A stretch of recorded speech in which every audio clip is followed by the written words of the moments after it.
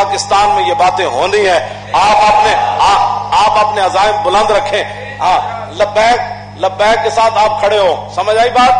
ہاں لبیک کے ساتھ کھڑے ہو.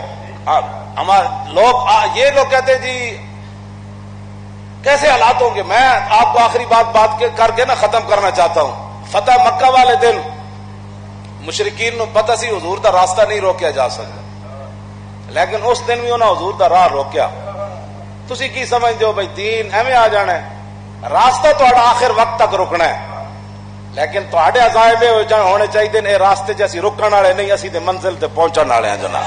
اے تہاڈا کام ہونا چاہیے. راستہ تو اس دن بھی روکا. حضور جنت المعلا کی طرف سے تشریف لا رہے تھے فاتحانہ انداز میں, اور خالد بن ولید جو ہے وہ اس طرف سے تشریف لا رہے تھے. جب حضور ادھر تشریف لا رہے نا اونٹنی پر حضور سوار تھے, یہ بلڈنگ عمارتیں تو تھی نہیں. حضور نے دیکھا وہ ادھر سے تلواریں چمک رہی ہیں. حضور نے فرمایا کیا ہو رہا ہے, کون لڑ رہا ہے؟ کہا جی خالد بن ولید لڑ رہا ہے. فرمایا جا کر کہو کہ تلوار رکھ دے. وہ صحابی جو گئے نا انہوں نے کہا, حضور نے فرمایا تلوار چلا دو. خالد بن ولید ایک کو تلوار نال ہی بندے انہوں نے وڈ دیتے, وہ سارے نس گئے.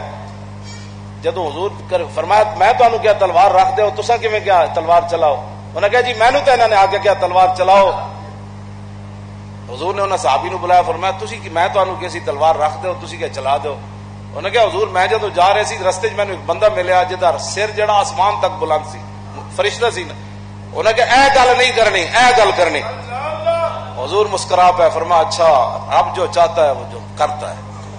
فرمایا بدعود والے دن میں کیا سی نا میرے ڈھائے چڑھ گئے تو میں انہوں مار دینا ہے, اج وہ میرے منہ مبارک سے نکلی ہوئی بات رب نے پوری فرما دی.